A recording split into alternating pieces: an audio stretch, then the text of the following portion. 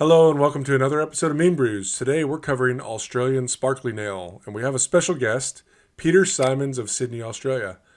Peter is an author of three historical reference brewing books, two of which cover Australian ales, porters, stouts, and lagers, and one is English and Irish ales. And I own one of Peter's books, Brews.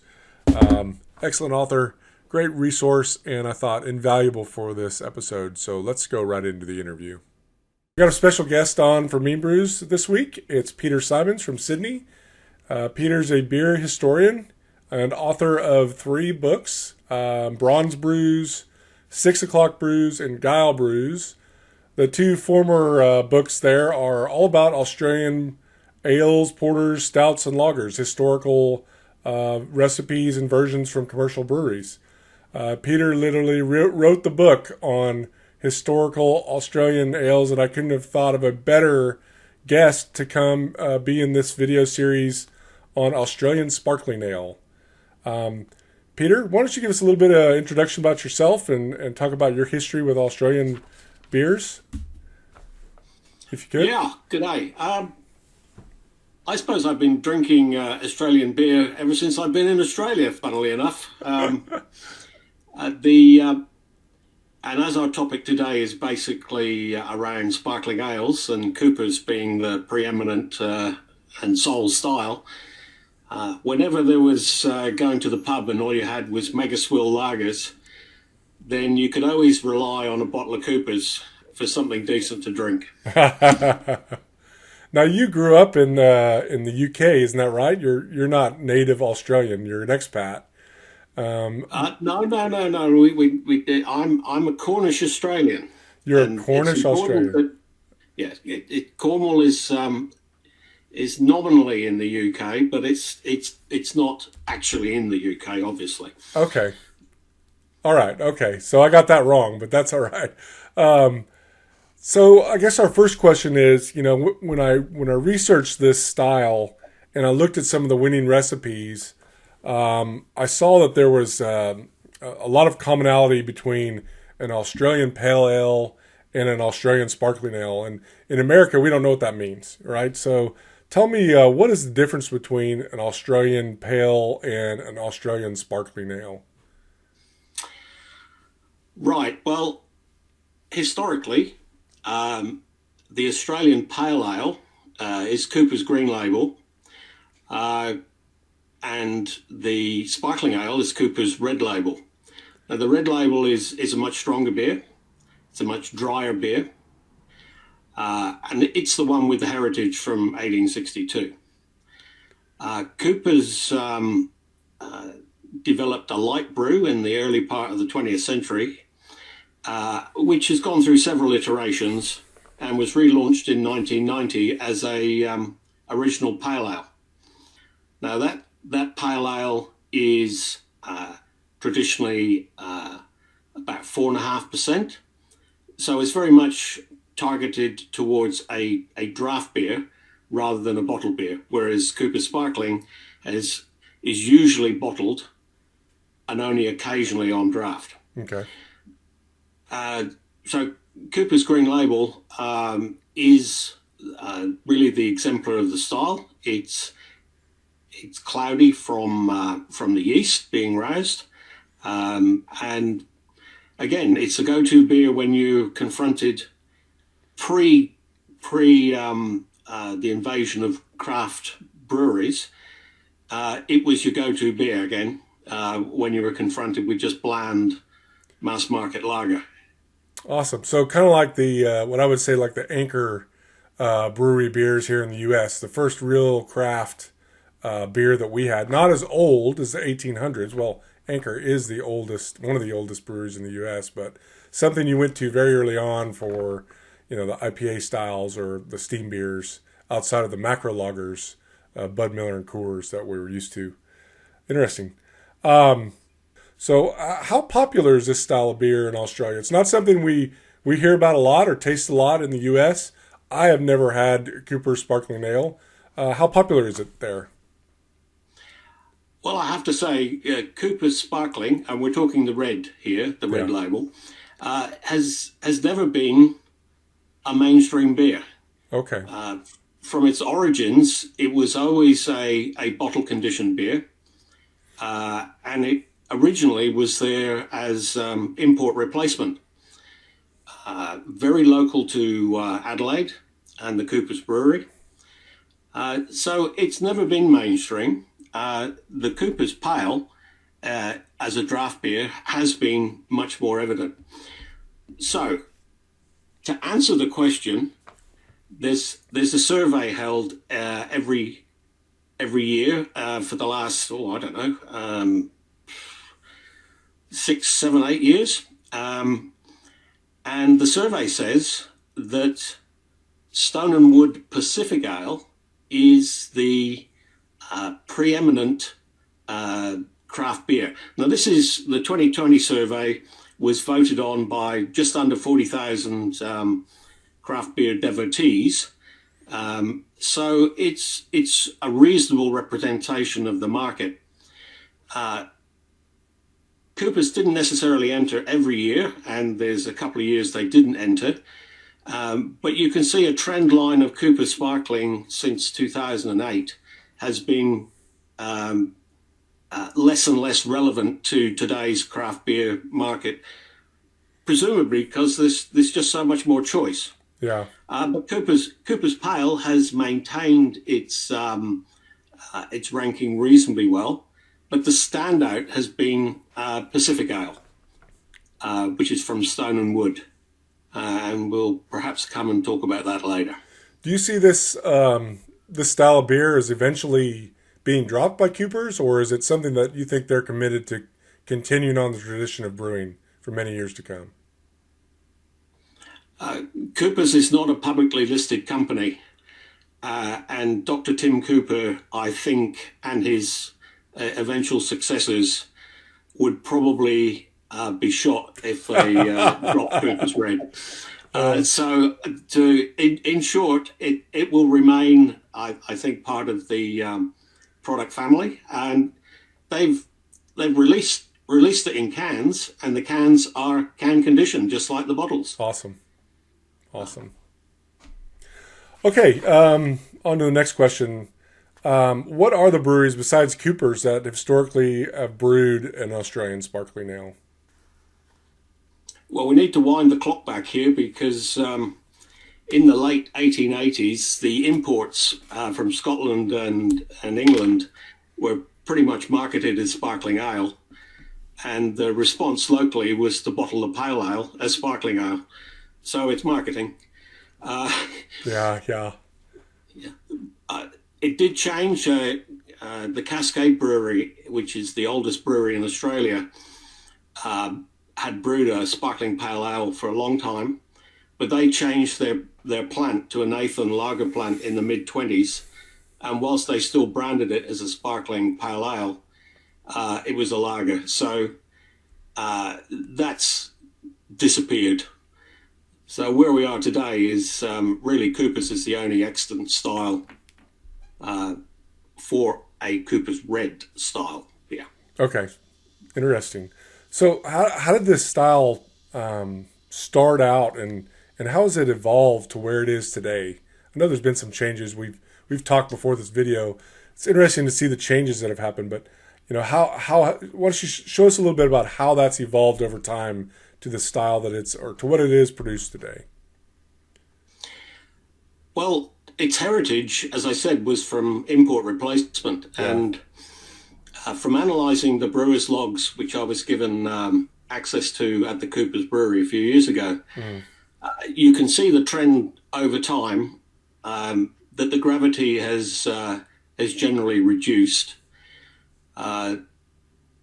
Sugar being the preeminent adjunct of choice in Australia, ranged from just under 30% down to 13% over time, and then you have the introduction of mostly imported hops, Goldings of various types, and even Saaz. It's not until you get to the 1970s that the mix really changed from pale malt and sugar, with Goldings and or Sarts. And you see the introduction of Pride of Ringwood hops, which is very much since the 70s become a signature part of the beer. Yeast is not really that important. I've heard many stories about WLP 009 as being a Cooper's yeast. Well, it may have been at one stage, but as long as you can get hold of a couple of bottles of Cooper's, you can propagate the yeast and have the same strain as they use for the actual brew. So I think W009 is the Cooper strain. So you can use the 009 and still replicate the style correctly. Is that true, or am I wrong with that? Personally, I wouldn't, but really? That's me.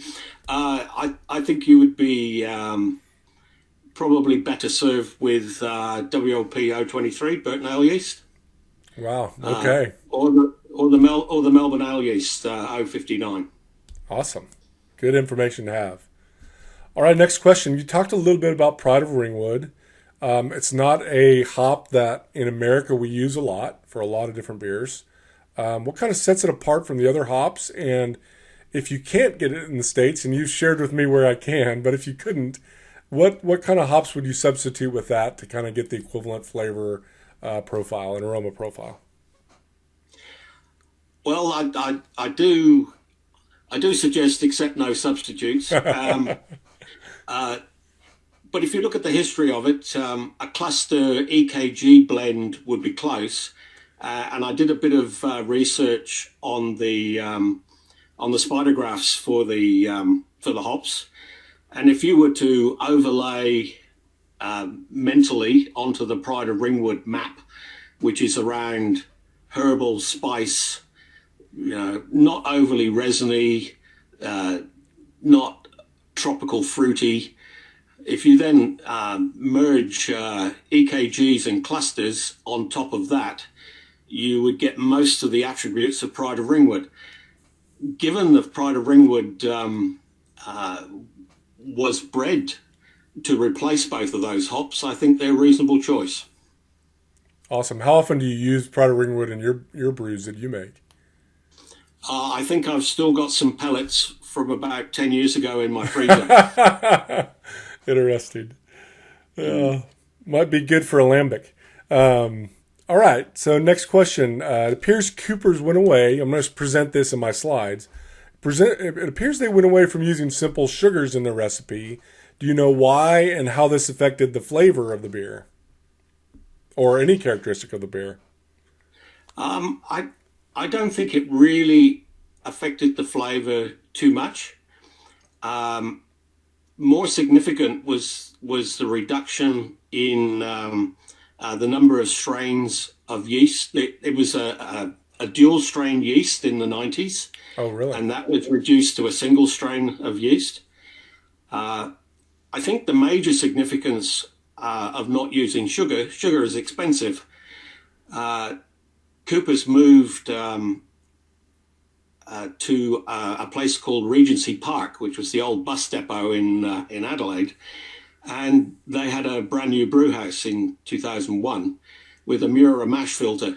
And if you've got a mash filter and you're hammering your malt, then you've already invested in the technology that you don't need sugar.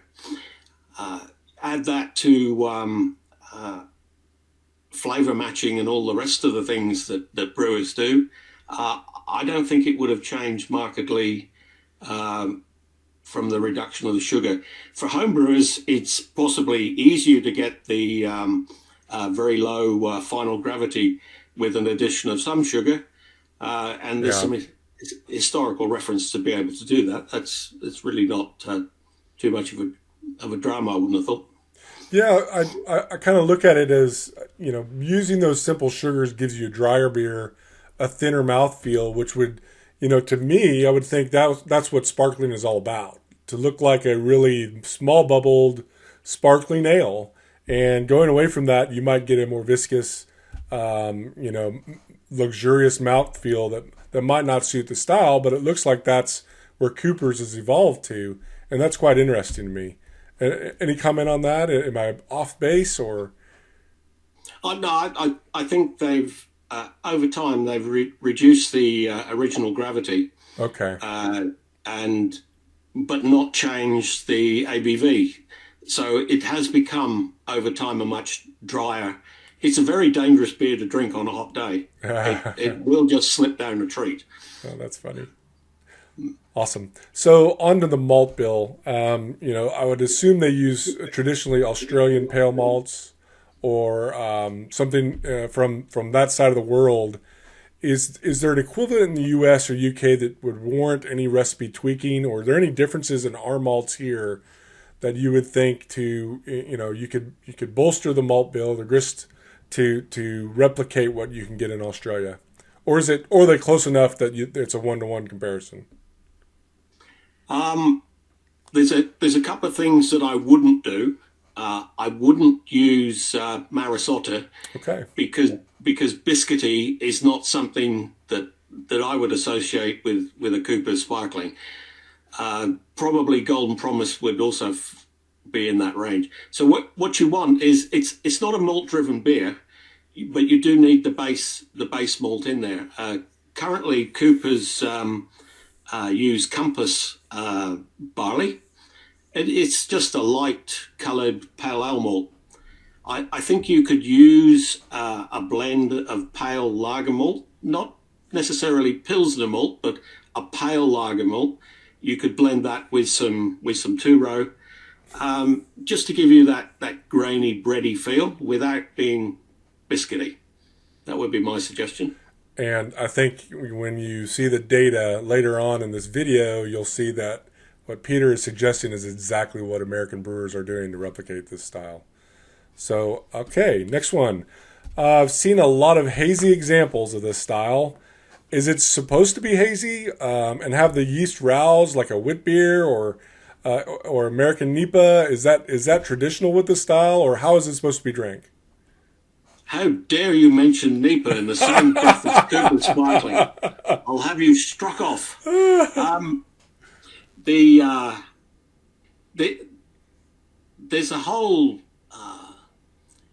the whole. If you let's use the analogy of Guinness. There's the whole Guinness experience. Yeah. Of pouring and having this, that, and the other. It's total BS, of course, and to a degree, so is the rolling of a Cooper's bottle, or even a Stone and Wood Pacific Ale or Little Creatures Pacific Ale. They both on their packaging suggest rolling. Now it depends. Some people like to roll, and some people don't. It's if you're in the pub and you're having draft beer, you're going to get Cooper's Pale, for example, served hazy because they actually have the keg upside down and they rouse the yeast and make sure it's served cloudy. Wow. If you're going to have a bottle, you have to be very quick with the server to tell them not to roll it if you like pouring it clear. Really? I like it clear, but I'm quite happy to swig the dregs separately. It's an individual choice. On a previous exercise, my mate Barry Cranston, he did some tasting with me, and we did notice quite a difference in the mouthfeel with a rouse version of either pale or sparkling. It does end up with a much fuller mouthfeel. So, yeah, you will get a difference if you rouse. Interesting. How about the flavor? Does it affect the flavor at all whether you rouse or pull it decanted off of the yeast? Yes, I think it does. As I said, I think it makes for the fullness that you get from that yeast moderates any edginess there might be in the beer. So it's a much smoother sensation. Interesting. All right. While I have you, I thought I'd ask, for us Americans, are there any other native Australian beer styles that we should know about that aren't in the BJCP, that are either up and coming or very popular and will soon be on the BJCP, and we should prepare to start developing our recipes for? Oh wow! This is historically, and the competition guidelines here in Australia have always included old ale, which isn't old ale as in Old Peculiar or something like that. Right. It's actually a dark mild, and of course then there's the mega lagers that are in the style guide, but they're universal mega lagers. So for me, and I'm opinionated on this, no, there's no indigenous style that's worthy of being put into the guidelines. However, we've got this guideline that's Cooper's sparkling based, right, but it also put in Cooper's pale. So you have a bit of a continuum there. Yeah. And as I mentioned before, we've seen the growth of Stone and Wood Pacific Ale, and it's more derivative of an American wheat beer because of its high wheat content, and it has a signature passion fruit flavor from Galaxy hop. So if you like, there's the classic Cooper Sparkling, whether that be green or red, and then you've got a more modern interpretation around the Stone and Wood style of Pacific Ale, which has gone through a whole trademark dispute, etc. And Pacific Ale is seen as a generic term now. So there's a whole segment of the market where you can drink Pacific Ales, and their spread is very much around using Galaxy or Australian hops.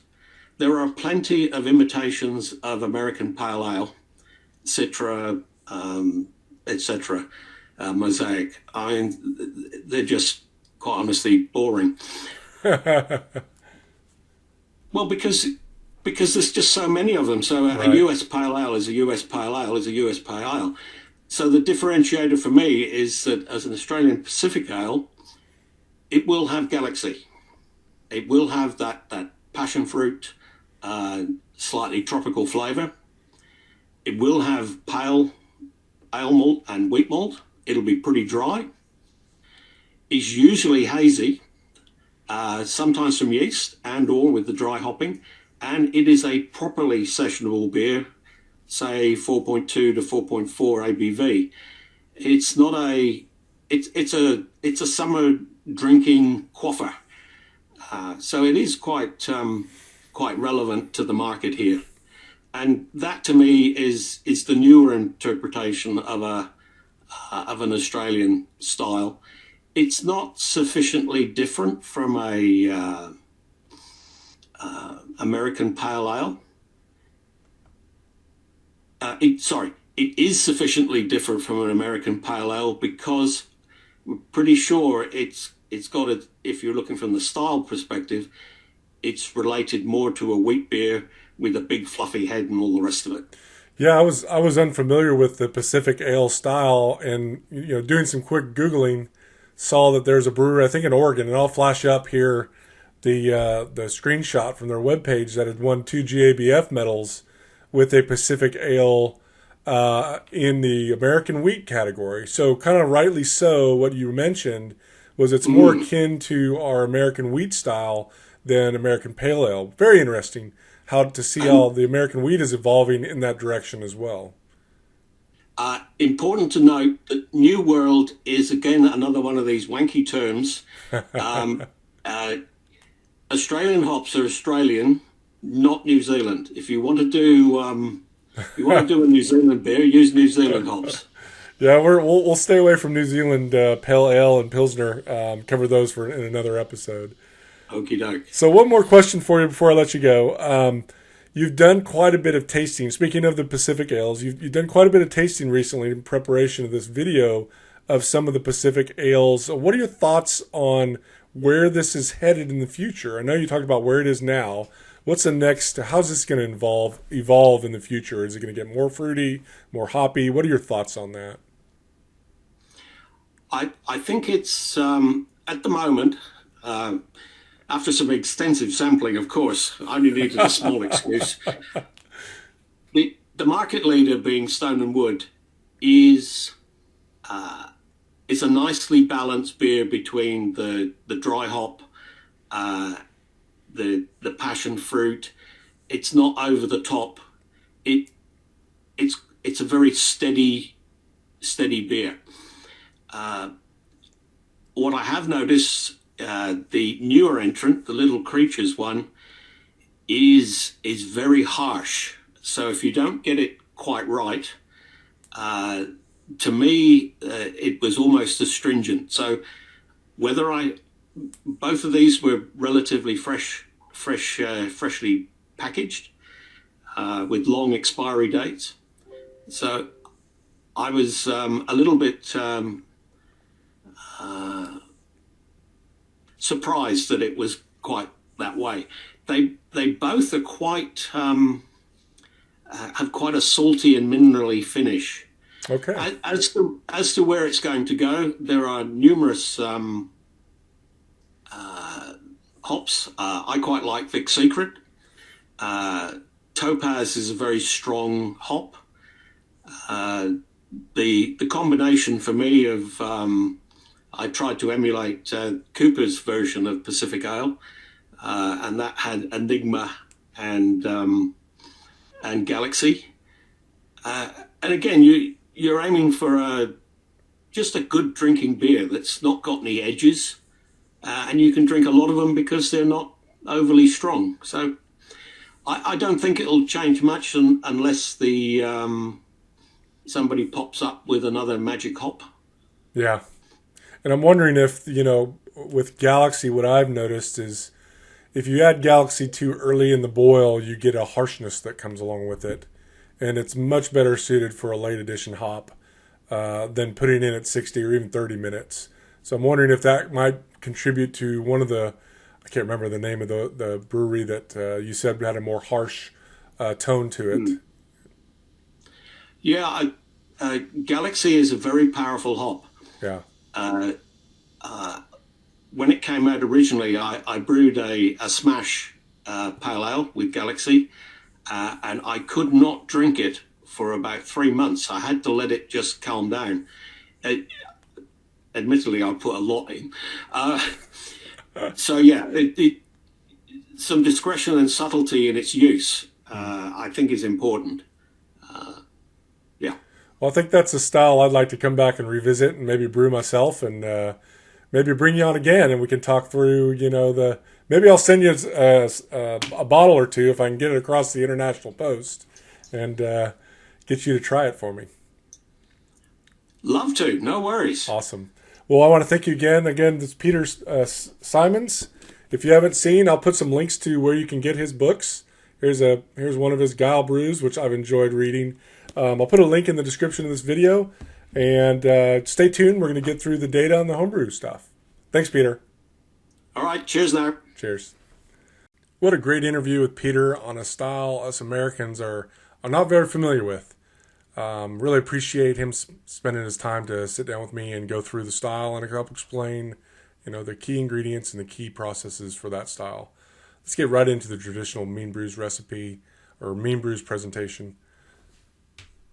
I found 11 Australian sparkling ale recipes. Thank you to these guys these brewers below that have shared their recipes. About half of the recipes came from Australian homebrewers and about half from American. Again, thank you for sharing the recipe. Of the 11, 4 were gold, 4 silver, 2 bronze, and 1 award-winning recipe. BJCP style is 12B, smooth and balanced, all components merged together with similar intensities. Moderate flavors showcasing Australian ingredients. Large flavor dimension, very drinkable, suited to a hot climate, relies on yeast character. When I looked at the evolution, there's really not a lot of evolution at the homebrew scale, and there's really not a lot of variation between the recipes. On the original gravity, the BJCP range was between 1.038 and 1.050. The average was 1.048, and that's where my recipe will be. Peter's been fortunate to share with us the history of the Cooper's recipes all the way back to the 1800s. I'm going to try to plot where I can on these scales where the original sparkling ale, how it evolved over time. So looking at first the 1891 Cooper's, way off the charts, 1.065 original gravity. 1927 dropped into a more manageable 1.054. The 1975 Coopers again dropped to 1.051, and then since 2009 all the way to today, 1.045 has been the original gravity for the ones you can buy commercially nowadays. IBUs, the range between 20 and 35. The homebrewed version's a little bit bigger than that, representing the lupulin shift. Average was 31 with and I'm going to be right on the average 31 with my recipe. Again, the 1891 Coopers, 55 IBUs. 1927 that dropped to 42. 1975, when there weren't a lot of hop forward beers, there's more malty and lager type beers. That dropped down all the way down to 27. 2009 back up to 35, and today we're at 30, almost exactly where the Meanbrews IBUs are going to be. Color range between 4 and 7. The average is 18.5, and I'm going to be a little bit, that's not right. The average is right here at 5. I don't know, I didn't change that number. And I'm going to be right about 6.1 with my recipe, and you'll see why I'm using a couple crystal malts in my malt bill. For the malt percentages, 91.8% base malt, 30.3% crystal, 0.1% roast. One recipe is just a dash of roast to get color, and 4.8% adjunct. When you just look at the recipes that use that ingredient and drop out the zeros, you get a range for base malts between about 77 and 100. I'll zoom in here on the next slide, but let's focus on the base malts. I'm going to shoot for around 82, 83% base malt. When you look historically at the Cooper's beer, in 1891 it was 72% base malt. In 1927 that increased to about 81.1%. 1975 bumped up to 87%. 2009 was at 97%, and now it's 100% base malt, 100% pale malt in today's Cooper. Zooming in on the specialty malts, first we'll start with crystal malt. I don't know why those are showing up first, but for some reason my stuff's not showing up here. About 82% of the recipes use the crystal malt at an average of about 4% of the grist, and also adjuncts. We'll get into the adjuncts later. About 45% of the recipes use an adjunct at a little over 10%, between 10 and 15% of the grist. Again, one recipe uses roast. I am using crystal at around 5%, just a little bit above the mean, and I am using an adjunct right above the mean at about 12%. Base malts, the most prominent base malt was Pilsner malt, the red curve, big sweep from 5 to 97% of the grist, with an average of 55.7% of the grist. 73% of the recipes used Pilsner malt. The next most prominent is a pale malt, two-row, pale two-row. 55% of the recipes use a pale two-row, and an average of 63% of the grist. 64% of the recipes use a wheat malt at an average of 5.5. We also had some use Maris Otter and Munich 1. I think about 35% use Maris Otter, and about a little over 15% use Munich 1. I'm not going to use these in my recipe. I am going to use about 34% of Pilsner, about 45% of pale two-row, and about 5% wheat in my recipe. When you look at the crystal and roast malts, most prominent was a light crystal, 36% of the recipes used a light crystal at an average of 5% of the grist. 36% again used a medium crystal at an average of 1.8% of the grist. And then carapils was used in a couple recipes, and chocolate was the one roast malt used in a single recipe. I plan to use on the bottom end of the crystal range about 1% of medium crystal and about 2.5%, 3% of light crystal, probably crystal 40. For the adjunct, the only adjunct used was cane sugar, anywhere between 5 and 25%, kind of reflecting that historical data. 45% of the recipes use cane sugar or sucrose at an average of 12% of the grist, and I'm going to be right at the average of about 12%. Looking at the sugars that were used in the historical recipes, the 1891 Coopers used about 27.3, so just off the charts here. 1927 Coopers, that dropped to about 18.7. 1975, that dropped to right in the range. My recipe is going to be very close to the 1975 Coopers, 12.9%. Today's Coopers, 0% sugar. All malt recipe. Bittering hops, most common Pride of Ringwood. Also, we had Silva, Dr. Rudy, Cluster, and you heard him talk about Cluster was a similar hop that kind of fit the bill here. One recipe used Centennial. I'm going to use Pride of Ringwood. Flavor hops, Pride of Ringwood, Galaxy, Cluster, and Cascade. These two in equal proportions. I think a lot of the Americans are confusing this style with the Australian Pale or Pacific Ale style of beer, and that's why we're seeing some of the new Australian hops being used, and also Cascade and other fruity hops when Pride of Ringwood and Cluster are more appropriate for this style. I plan to use Pride of Ringwood. Aroma hops, Pride of Ringwood, again 18%, followed by Silva, Citra, Galaxy, and Cluster. Same thing, you're seeing some people enter styles that are really Australian pale ales and not a Australian sparkling. And because the judges in the Americas don't know what that is, they're judging them very well. They're probably very tasty, but not very true to style.